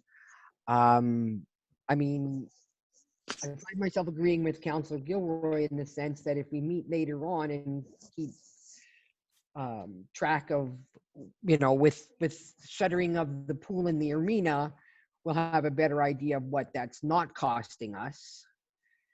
And again, seriously look at reductions to the museum and the library from what we're paying them. Because I mean, if we take, as an example, if we take the museum and the library at 25%, there's $75,000 that we're saving, and let them figure out how to work their budget. I mean, the rec board is probably going to be huge as to what we're saving, but right now I'm leaning towards just leaving it with the deferrals that we've got in place and the penalties, and then meet as it gets closer to those deadlines and see, okay, how are we doing? Are we doing better than we thought, worse than we thought? That's sort of where I'm leaning at this present time. Okay, thank you. And I sort of gave my summary already, but when that Canadian thing for business, I forget their official name, but that I sent out again, they had sent that out earlier. And I mean, first thing that they were wanting was a delay in or no planned tax increases. Well, we've done that. We didn't increase the rates. In fact, for businesses, we lowered it by quite a bit. So we've given them a decreased taxes already. They were looking for the ability to defer property tax payments to a later time. We've done that. We've lowered the interest rates and penalties for any installments, so that's been good. We did not introduce any bylaws. They talked about accelerate the approval for construction projects and home renovations to keep people working. I think, that's something that we've got to look at. That's some of our recreation staff, but also some of our capital projects. Those are things that we need to think about. We need to cease routine audits. Well, I don't know that we do that. So anyway, so I think we've met what a lot of businesses expect, maybe, and across, this was a Canadian one, but also came from the Alberta side of things. So I think we've done a lot already. I mean, can we do more? Absolutely. Would I love to do more? Yes. But I'm also concerned about, the long-term implications of being able to, when you flush your toilet, it goes somewhere, right? And those are some of those capital projects that we need to keep having money for. So at this point, and not knowing how this is going to really play out, I think I'm more in favor of sort of waiting and seeing how this is going to play out. So that's my take on it. And just, I'm going to turn it over to our CAO to get his thoughts, and then we can sort of wrap it up if we want to go from there. I think all the council know my thoughts. I don't want any tax break to commercial. Like I said, I operate the town as a business, and you think of you 7 people, if you owned a business, would you give out 1 free month's whatever? You know, trucking, Ireland, you know? That's you- all you I can't- do. We're down 40%, man, on our rates, and now we're down 95% on our all of our work. So do that math. Mhm. And I'm only one. My brother's the same. Conan's worse. That's just the 3 trucking companies right here. Out of Conan's 35 trucks, I think he's got 2 going. He's in the county. This is ridiculous, you guys. And that's just us 3 companies here. And us 3 companies probably employ over 75 people. But now we don't. So they're I've on, got 4. He's got 3 or 4. Joe's got 5, I think, now. That's just one. I'm looking at a bunch of faces that are physically, financially not stressed. You guys don't know what it is to not be able to pay your bills. We have a whole town right full of people that are wondering how they're going to pay their bills. I'm not getting mean and angry. I'm just saying that's the truth. You guys don't know what it's like to not have the money to pay your bills for the next 3 months. Let alone taxes, let alone utilities, let alone, good thing gas is cheap, but nobody's moving anywhere because we're not hauling the oil. We need shit to burn fuel, man. And it's not happening. We have to cut expenses. We have to cut expenses at the town. This is going to get ridiculous in the next 6 months. It's going to get worse. But in the meantime, that's one thing we can do as a flush town, and I say flush because we do have reserves. We do have still a tax base that's coming in. We can do a simple thing like 1 month tax break to everybody. That's a small token in a pandemic time to make things feel better for people that are in deep trouble. And I say deep trouble because it's coming. But you guys don't know what it's like to not pay your bills. Maybe, Michael, you do at one time. You've been there. Debbie, but I don't know. You guys have all jobs. You got all your jobs still. You got big financial numbers coming at you. I'm serious. One of the things, Arlen, that I've been hearing as well is the rate of turnaround coming back to providers and service providers and suppliers, not just to big oil companies that take 120, but our own town. We got people that provide services for our town, but wait 120 days before they even get paid. Yeah, So maybe that's one thing that we can do as well, Brian Martinson, just as a way of trying, because I know that the 120 days is sort of a normal turnaround, but maybe we can expedite that so they're not waiting that long. I don't know who or what, but it's just one thing that. Michael, I think the towns always pay their bills up and on time. I don't think it's supposed to be within 30 days. Yeah, no, I don't think it's that, Michael. It's just the fact that people don't have money. That's absolutely. So you can only pay it when you can pay it, right? And it ends up being 3 months, 4 months. That's what it is. Councillor Danaka, you got your hand up first. Oh, you're still On mute. You're coming, Judy. And Debbie. Donna, you're muted. I think she said she I had it forgot by to take that accident. down. Oh, okay. So Councillor Rose and Councillor Stenhouse. I just want to say that I do support giving a tax break. A $400,000 hit to the town. I mean, I know we're talking about pinching pennies, but ultimately we will hardly see that. We will take it out of reserves and it will be business as usual. Nobody will be hurt, right?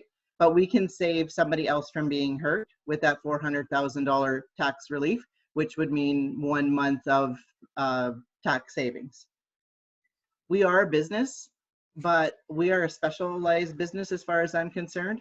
We should set the standard. The standard should be higher as to how we treat the community. And, you know, we can go above and beyond. That's our choice, right? We can watch the town's bottom line totally and only be concerned about the town's bottom line, or we can be concerned about the community. This is a way to say that we are concerned about the community. We don't know the impact on everybody, but here's opportunity for some relief because we know there's lots of people that are hurting. We had a telephone town hall. We heard from businesses in the community. The businesses in the community that called in told us that they were hurting. We asked what they wanted. They asked for tax relief. We asked the MLA, what should we do? He said, now is the time to exercise different options and to take a look at what you can do as a municipality. Suggestions were made about taking loans and carrying sort of some of the burden. And the suggestions from the government was that's possibly what municipalities should do. And like my final note on this is that we're the ones with the big shoulders. We're the ones with the broad shoulders. We can carry this way easier than everybody else. So I know it's not probably the most prudent business move if all we were concerned about was business, but if our business is the business of humanity, then I think that this is a wise move for us to consider. Councillor Stenhouse. Yes. I've changed my mind. That's absolutely right. Because actually, if you look at everything, everything's going up from registering your vehicles to vehicle insurance to house insurance. Everything is going up. They need the break. They need the break. Let's take the loan. Let's bite the bullet. Let's do what we have to. Yeah. I'm for the month tax break. They need it. Everybody needs it. Councillor Gilroy. Just a clarification, it's not that I'm against giving any tax break. Remember, I'm saying that we're looking at it just before, and it still gives us time to do a tax break if we believe we can afford it and can do one. We're still doing it before taxes are actually due if we go with the deferment time. Okay, so I just want to make sure you understand that. At the same time, when we do have people who are, and I'm sorry, Arlen, but all of us are hit, even myself, okay? But when I do have extra cash and I need something done, like something done to my car or whatever, I choose a business in town. And I think one thing maybe, as I said, the businesses that are hurting, if they are also ones that know that they supply the same thing as the town takes, maybe we need to encourage them to send a letter to the CAO and say, you know what, I can bid just as well on this thing, and just put it back into our CAO. I'm sure he already checks that stuff, but it lets them feel that they're empowered as well. So if we do give a tax break, I think we should finalize what we're going to do a month before our deadline, so that we know how things have actually worked out, and we know a little bit more about everybody who's going to need it. So just to let you know, I'm not against the tax break. I just think we should wait till September so that we can, because they still have to pay. And if they defer it, they're still going to be available and be able to get the same thing. But then maybe if they defer it, enough people defer it, we say the penalty gets even lower because you've waited to see if we're going to give you a break. Something that has got to be at least encouraging for our local people. Yeah. The other thing is we've already given, I'm going to say essentially a 1 month tax break. If you look at from what we reduced our taxes by, I mean, most of that tax break went to the businesses, but it was close to a 1-month tax break that we've given out there. So we have done some already and processed it through that way. To the other thing that I think about is how do you process a 1 month and reduce it? Taxes have gone out. How do you, I mean, the logistics of it would be interesting. I'm sure we could figure out a way. I just, in my head, I haven't got the ideal way of how to do it.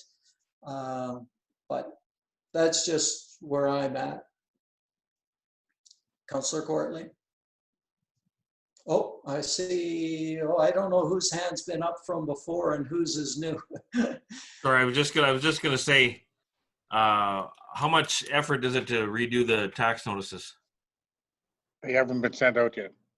So then you send it out with the full notice minus the 1 month Tax relief. savings. You show the regular tax value minus the whatever tax value that is divided by 12, or if it's just because the school doesn't change, right? The school values don't change, but it's just our property tax.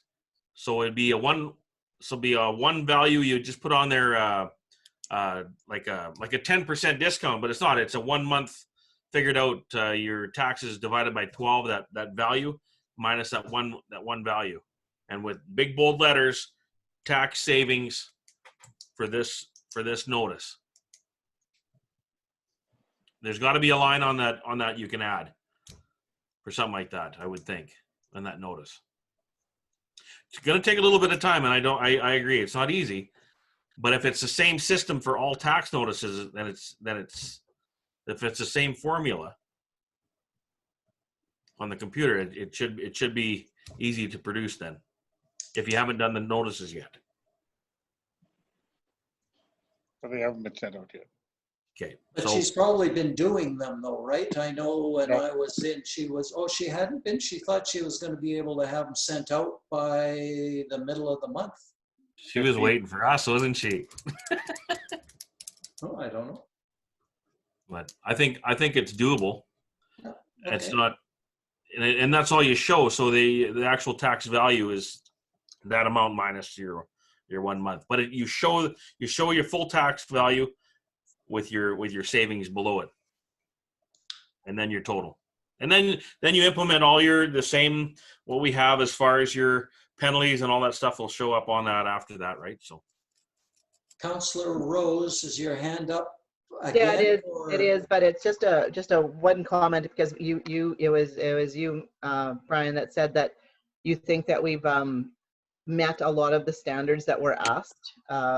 The Canadian what was that, Canadian Federation? Taxpayers Federation, yeah. Yeah. So and I agree with you, and it's nice that looks like we are. But I mean, just from being a business person in this community, a member of this community, I have to say that 14%, tax increase, or not tax, interest payment is high, and reducing it to 10 is lower, and we're supporting people by making that reduction, but that's still an extremely high interest rate that people that are faced with not having money are stuck having to pay. I mean, I know we've reduced it. It's still substantially higher. There's a lot of companies that talk to different business people that have said, you talk to this is what they're doing. I talked to this company, this is what they're doing. There's nobody that's charging 10% interest. I mean, and I know that's just not the town of High Prairie because I saw the list of municipalities, but I'm kind of disappointed that the municipal world is okay with treating people that way, because the real world isn't really doing that. Like, there are lots of companies that are deferring without interest, that are creating really favorable situations. I mean, and they're businesses. So if we're saying we're a business, I mean, if we had competition, I don't know that we'd be in business by saying, oh yeah, we're just going to defer it and then we're going to charge you 10% if you're a day late. So I just say I'm a little bit disappointed, and it's not on you, Mr. Martinson, because I think we're lower than a lot of other municipalities, but I am very disappointed about the way the municipal world treats their citizens. You do you remember what Dave McReynolds' comments were? He said them rates were put in there to be high so people would be forced to pay their taxes so the town could operate. Yeah, but that every business needs to operate. You know what I mean? Every business who puts out invoices needs to operate. So why do we get away with charging such high interest rates? If you compare us to Visa, we're pretty good. Okay, there we go. Us and Visa, yay. Yay. You made the comparison, Brian. We're better than Visa.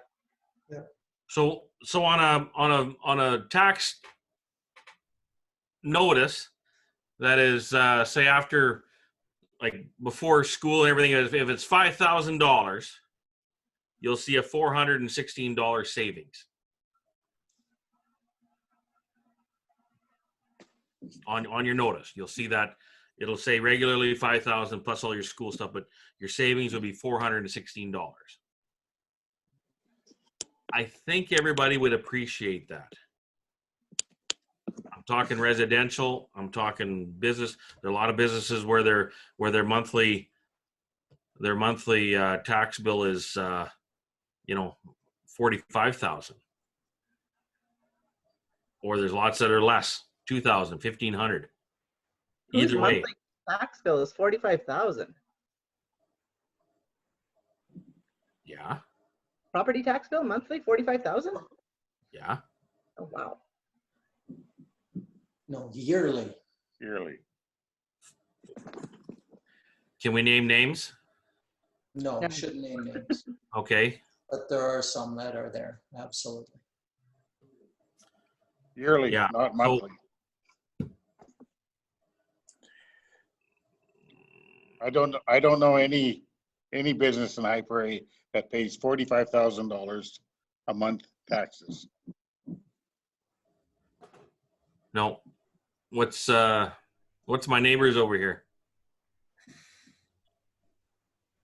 combined with our tax and the county tax combined?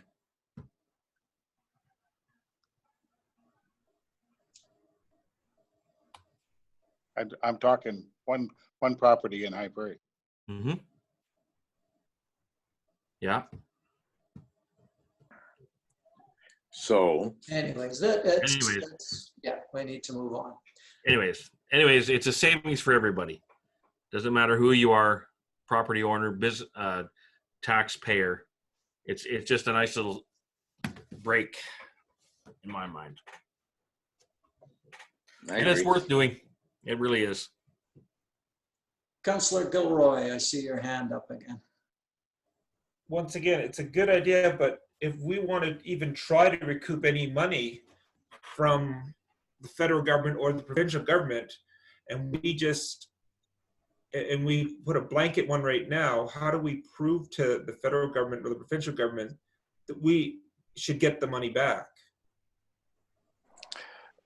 Because it, in a sense, I think it's being still accountable to our taxpayers, that if we can find a way to get some of this money back that they're going to enjoy, then we have the obligation to try and get some of this money back somehow. So if we do a blanket one like this without seeing where we know there's the need there, but without being able to prove to the other two levels of government the need, more than just Debbie talked to a bunch of people, you talked to a bunch of people, I talked to a bunch of people, stuff like that. How do we then put it in documentation to get the money back, which is really what we want in the end, is we want to make sure that we're the best stewards of the money this town's given us over the years. Well, there's always that chance that we can't get it back. And we just be good people to the citizens of That's- High Prairie that are hurting, regardless of whether we get it back from the government or not. But hopefully there's a program coming forward eventually here that we can apply as a community, as a municipality to apply for some kind of a program or relief. But I think those are going to become fewer and fewer just because of the way the whole industry is. But in the meantime, we've done what we could for our community. Okay, but Dave And said I that think we need that- to prove it. Well, I think if you're looking to get reimbursement from the government, you have to show that, yes. Which we're going to have numbers, and that's the whole reason. The argument that why we did it is because of this pandemic. We've done it to give relief to our community. And if we think of this as not forgiving taxes or giving them a month's break, look at it from a perspective of investing into the future of the town. And so when you have employers, whether they're big or small or medium, and they're worrying where the next dollars are coming from, us giving them that little bit of respite. Yes, Brian, I know it goes against everything, but if you give them that respite, as everybody's mentioned, it's showing we're putting our best interests and putting our best foot forward, looking after their interests as well, and being fiduciary and having that fiscal responsibility. It's not like we're giving away the farm. We're giving away a month, and hopefully that'll help them with all the other stuff, Mayor Panasic as well. We're going to have to face that we're not going to recuperate this because federal and provincial funds come from income tax from people working, and people aren't working, so that money isn't there. We're just going to have to suck it up. That's right. If it's altruism that we're talking about, then we should be doing this without the expectation, knowing that it's very possible that we won't see it back. But we've done everything during the tough times to try to help people out.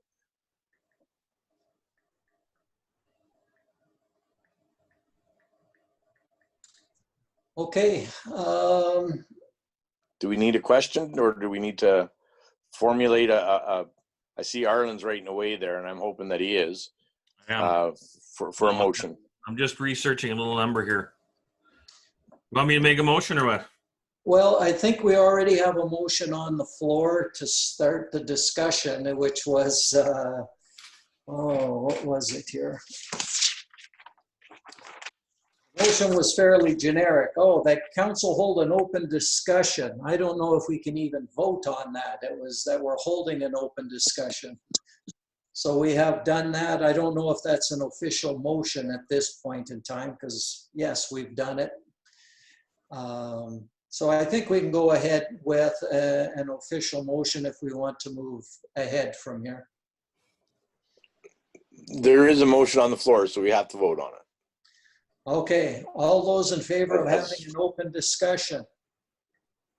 In favor? Right. All right. Yeah, I didn't think there would be any questions on that one. Brian, can you clear the check marks? Thank you. Or I guess we could, each person could clear them too. Sorry. Okay. You have a motion, Arlen?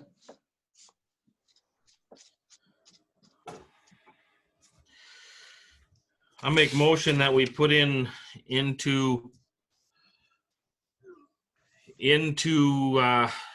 motion. I guess we're making a motion to put in motion a tax relief for all residential and non-residential taxpayers for a 1 month tax break in this year's tax roll.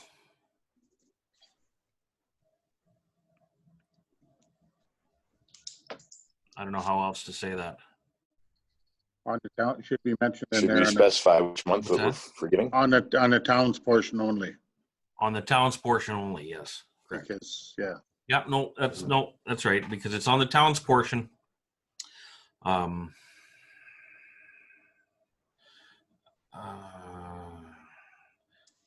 What's the dollar figure on that, Brian? Well, can I just, Dave had 3 months at $1,043,000, I think it was, wasn't it? Wasn't that on his, Something like that, yeah. right? So that's why I'm only cut that in a third, right? So that's why I said 345,000 or something like that. We won't need to put a number in the motion though. Okay. No, well, I'm wondering, for voting purposes, what we're talking about here. What's the, Around 330,000, I would think. okay. Well, So that ends up being 1 month. So your taxes will be 11 months. well, and then for the businesses, it would be down to like, it's a 2-month tax break because we've already given the businesses over Yeah. a month's tax break. But that's yeah, That's not the same. it's not the same. That's Well, Well, no. That's a totally different that's already done. Well, no, it is done, but we have given the businesses a 1-month tax break. Brian, Yes. is that Eddie Brian? Yeah. Does that actually correlate to exactly what you're saying? Because I know each time we do a small reduction, so basically you're saying based on the, is that based on the reduction in the budget that it related to a tax break? Yes. Because does that always correlate? Because I know that there's been times when we've said, oh, assessments are, assessments can still be up, or and I've gotten a tax bill and my tax bill is still higher, even though we've said that many residents will see a decrease. There's no guarantee that No. that tax break relates to exactly what you're saying and that all businesses received a tax break. Yeah. It'll depend on the assessment. Exactly. So your assessed value could have gone up because that's all about what our assessor had valued the properties at, right? So people, as you're saying, received a tax break, could have actually had a tax increase, and we don't even know that, right? For sure. And is he correct in his numbers? That's not really yeah, you're right, Michael, because that's something that we can't really talk to. But I mean, it's hard for us to just sit here blanket, because I've watched this before. We've had these discussions, and I've looked at tax notices and said, oh, that wasn't a break, or that assessment went up. So people, and that's all they can relate to is what did they get in the mail, and is it up or down? Some people are down for sure. Some people are up.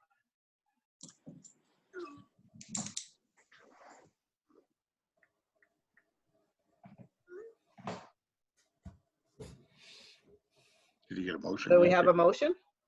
Just yeah. But I just want to let you know that or I just want to touch on the fact that I don't know how you can word that anymore so that it's plain without getting too complicated. I'm just trying to. Can you just make a motion to say that we will approve a 1-month tax decrease? Well, it's not a decrease. It's just a 1 month Tax relief. Tax relief? Forgiveness of one time. Just due to, the pandemic situation or the COVID-19 situation. I think it's important to make reference to that. Yeah. Okay. Took the words out of my mouth. And that keeps in mind that we're also going to be maintaining the previous decisions of the 3-month deferral and the lowering of the interest rates as well, right? Yeah. That's right. Yeah. Good. Just want to make sure that we know what we're doing. Yeah. It's painful, but we do know what we're doing. I think Nancy's got the motion. Okay. Maybe. You think she does? Does Yeah. Nancy want to read it back to us? No, she don't.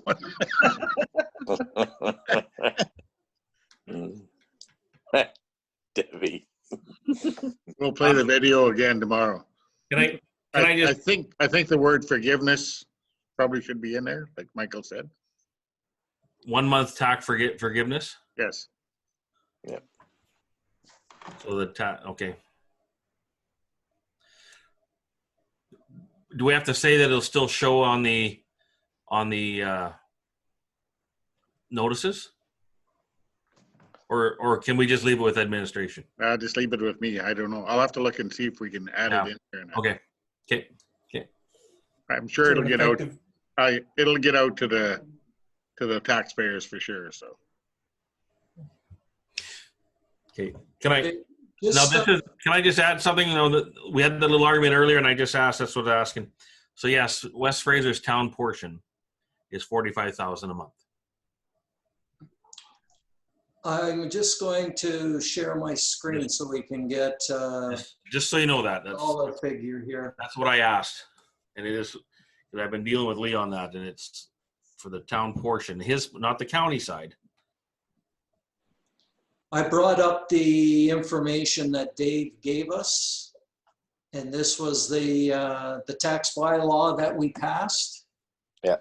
And here is the tax levy, or how much money we're collecting in taxes based on what we've approved already, and that's with the reduced amount from. Before this, we were, the motion before was for 3.414 million. So this is the reduced amount at $3,079,143. If you divide that number by 12, it works out to about $256,595. Keeps on going down. What's that? That keeps on going down. So we can make it 2 months. There we go, Brian. No. Like I said, we've already lowered it down by, if you look at the amount that we lowered it from what it was before, it was a 10% reduction. Yeah. We lowered it 335, which was 10%, and this would be another 10. So, I mean, I do get why we want to do it, but I'm just, like I said, I think it's going to be a big hit for people next year, and we got to, they're going to be going, well, we want to break every year. Well, And that's not the reason not to do it, but I'm just saying it is something to think about.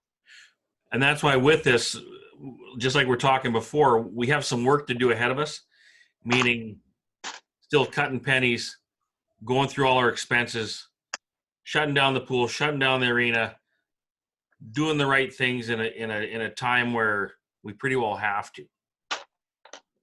And at the same time, those savings are going to be substantial, right? So we have to turn over every rock and turn over every possible expenditure, then look at it and say, is this necessary? So anyways, I'll get off my soapbox. Let's vote. Call the question. Is there any more discussion before we hammer on this? Okay, everybody understand the motion? I have some votes up there already. We should probably take them off before. Right, that was from before. Sorry. How do you get rid of them? Just text on the yes again. There we go. Councillor Gilroy has a question before we vote. Just to note that I really believe we should have waited till September and they could still get their 1 month. But in the end, I'm still in favor of the 1 month. So I will probably vote yes on this, even though I would rather have waited till September to reassess it and then give out, looking at a better picture, because we also would have had a treasurer, a new treasurer who would be able to, between him, her, or Dave, all together would have given us a better picture of what we'll be voting for this, but would rather wait. Duly noted. Okay, any other comments before we vote? Seeing none, all those in favor?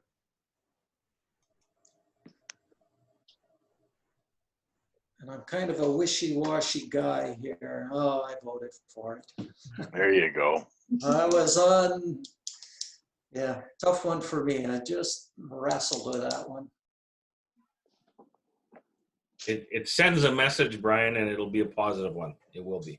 Oh, absolutely, it does. I like the message, and I have to say my concern in moving forward is that, you know, I don't want to see us having to raise taxes next year to make sure that we can stay as viable as a town. And I don't think next year is going to be any better. And how are we going to, we can't continue to give 20% off of our taxes and still keep all of our stuff functioning. That's where I'm concerned. A one-time break is fine, but moving ahead, we gotta be careful, because next year, I don't know, it could be just as bad next year, if not worse. And yeah, Brian, can I make a motion? you can. Yeah, I'd like to make a motion that we ask administration, which would include the treasurer, to look at all possibilities of bridge financing or refinancing of capital projects, and report back to the council.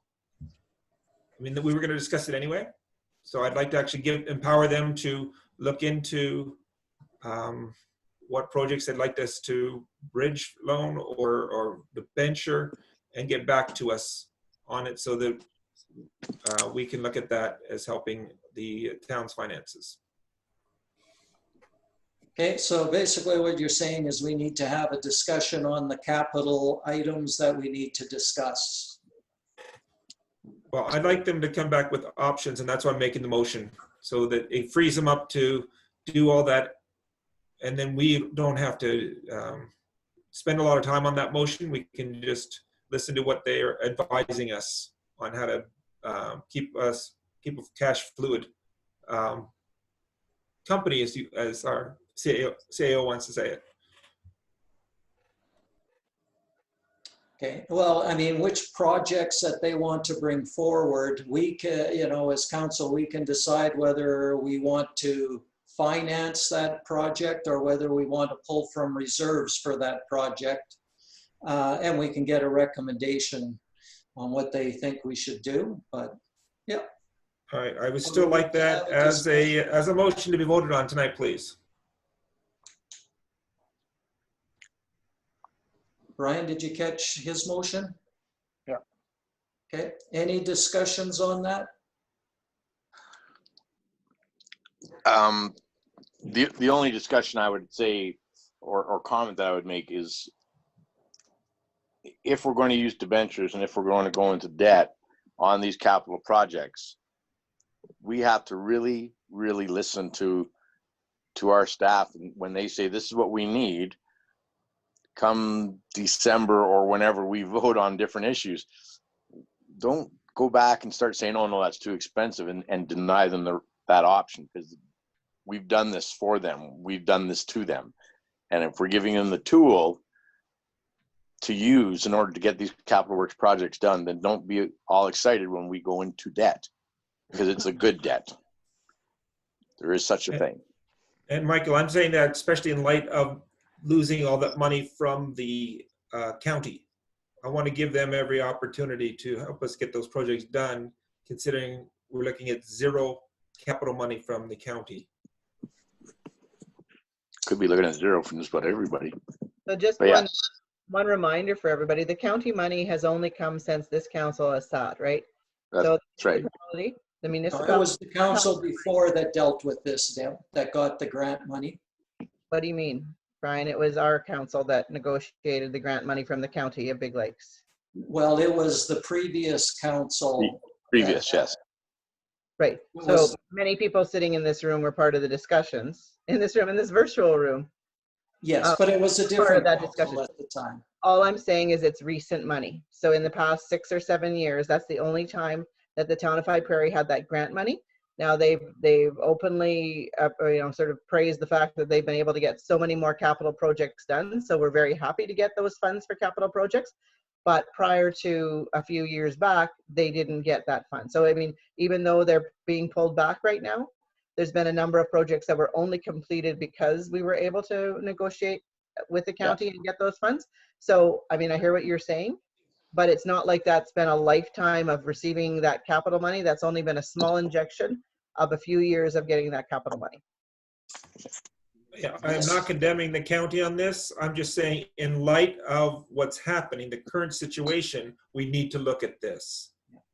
But Debbie, the other thing that you're not taking into account and that you got to consider is that the MSI capital dollars in the past were significantly higher than they are now, and with the provinces cutting back those MSI dollars. So the funding that the town had in the past counted on provincial dollars to do a lot of that capital, and those provincial dollars aren't there anymore either. So it's not, you know, being cutting back and losing it, it's not going to be as easy as it was before. You have to, it's not apples to apples.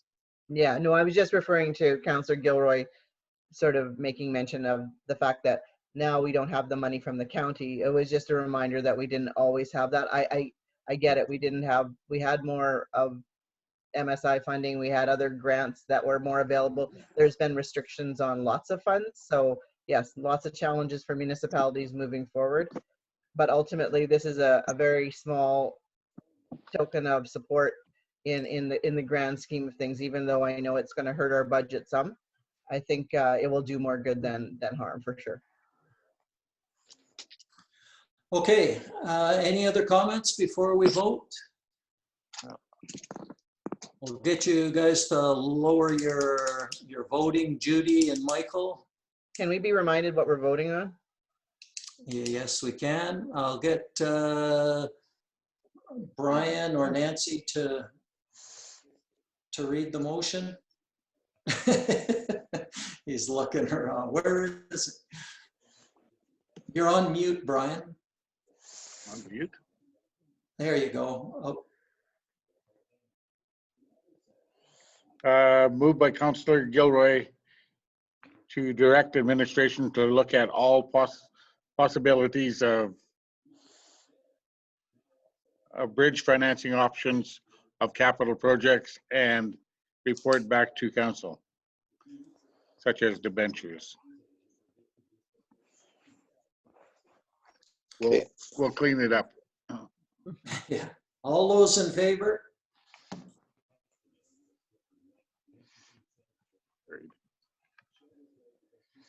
Okay, that motion passes. And I think, I don't know if we need a motion, but I think, you know, the other discussion that we've had tonight was how can, you know, what would the cost savings be? And moving forward for this year, you know, given things might get closed down and that kind of thing. So I think, Brian, if you can have some of those options for us at an upcoming council meeting and look at going ahead, where we could, where we'll be financially and where we might want to do some things, and then we can decide as a council where we want to move ahead with, example, closing down the pool or reducing the funding to the library or the museum, those kinds of things. Just see where we can save, how much money we would save, and bring that back to council for some consideration.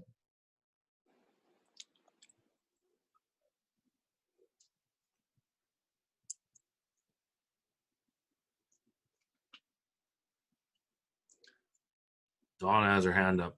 Donna, go ahead.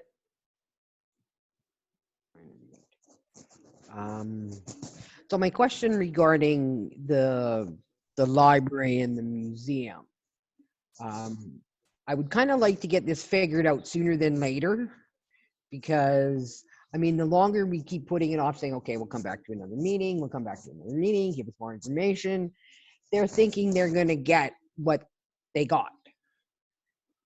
So the longer we delay whether we're going to decrease it or leave it the same, at least the sooner we give them an answer, I think, is better than later, because they're you know, they've got to start to plan whatever's going to happen when they open, if they open and when. And so they're thinking, okay, well, hey, I got what we asked, so we'll plan this and this and this. And 3 months down the line, we say, oh, hey. The Sorry. library, is the museum going to open up on the 14th? They have permission to open. They're waiting for some sanitary supplies to show up before they can open, and then they're making signs for what their protocol is regarding the artifacts and the displays, et cetera, et cetera. So I'm not really sure exactly if they'll be on that date, but I don't think so. When are they looking at opening then? It depends on when they get the supplies. Darlene had said in an email the other day that some of the supplies are back ordered by 2 weeks. So I don't think there's a definite date.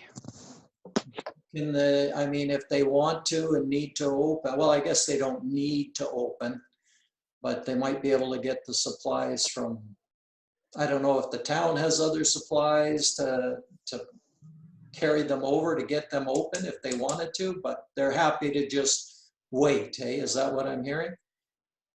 I think so, because they are doing work regarding some of their exhibits and categorizing and those kinds of things. So it's not like they're pushing, let's say, to oh, we can, so let's go. Okay, so there won't be, what I'm hearing though, Donna, if they're opening right away, there won't be any savings in their budget?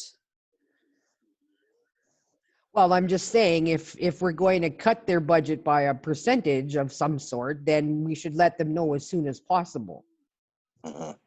Yeah, Is well, what I'm saying.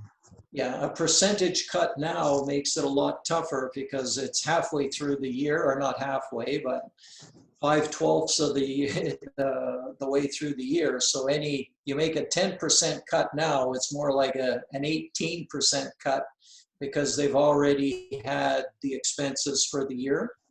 Just have to keep that in mind when we're looking at what we can reduce those budgets by. Okay, any other discussions here? I don't see anything. The only thing before we all come to a close, to council and especially to councilors Rose and Stenhouse, I apologize for being as upset and loud, and yeah, it was inappropriate. And so for that, I apologize. I apologize to everybody. It wasn't our best shining day for me, that's for sure. So my apologies. Thank you. All right. Okay, with this, we're Brian. Oh, I just want to say good job, Michael. yeah. You the man. I just want to say thank you, everybody, for stepping up and going through this. I think the community will thank us in the long run. It'll be a positive step, and you'll see it'll be the right thing to do after a few months here. You're just doing it for getting elected next year, Arlen. You know that, eh? You saw right through me, Brian. You saw right through me. We'll talk about that later. I bet you will. So I guess with this in mind, I can probably do a little video update tomorrow and let the citizens know that we're going to do this. That'd be fantastic. Is that fair, Brian? Can we do that? Okay. I'll You come want in. to touch on the fact of the pool and the arena, or is that too soon? Too soon for the pool in the arena until we know what we're going to do. For sure, right? What are the cost savings? What are we going to do? Look at all of those ramifications. Are we, Debbie might be able to tell me more about this. Are we going to be offering the scholarship again from the town? And what's the deadline, since I'm in the midst of deciding a scholarship for MMSA. Are we having one for our town this year? Since that's designated funds that are restricted funds, are we doing that? Actually, probably Brian will have to answer that, but I'm sure that we approve the funds on an annual basis, so we should be doing it. There's funds in the budget. Good. Have Even- we advertised for that, Brian? Not yet. Yeah, well, we should be, because they'll start to be applying and getting accepted for next year already. Even for virtual school?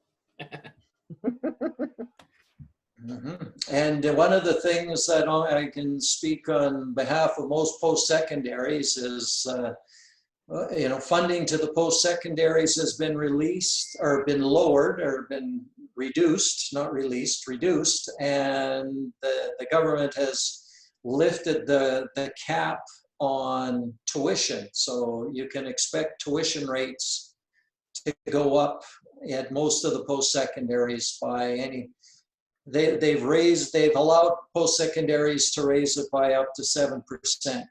So you can expect a 7% raise at most post-secondaries. Okay, Get a well, raise? Thank you. very interesting discussions tonight, guys. That was good meeting. I think with that, I'll adjourn the meeting. Thank you. Thank you. Good night, everyone. Good night. Where am I gonna go back in there? I don't think so.